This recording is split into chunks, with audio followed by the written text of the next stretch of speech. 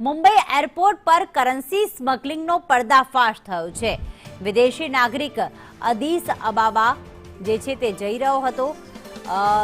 બેગમાંથી USD $1,45,000 મળી આવ્યા। XBIS સ્કેનિંગથી CISFએ શોધી કાઢ્યું છે।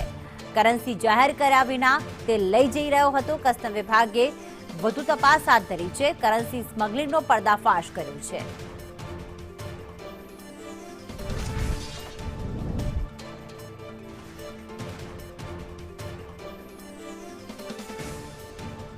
તો કરન્સી જાહેર કરી ન હતી અને તે છુપાવીને જ લઈ જવાનો પ્રયાસ કરી રહ્યો હોવાનું સામે આવ્યું।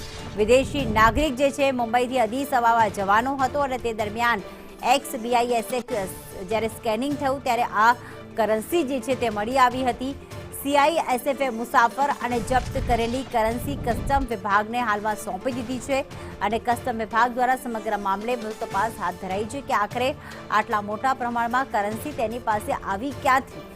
જ્યારે આખું સ્કેનિંગ કરવામાં આવ્યું ત્યારે $1,45,000 USD કરન્સી મળી આવી છે કે જે ગેરકાયદેસર રીતે છુપાવીને તે લઈ જઈ રહ્યો હતો।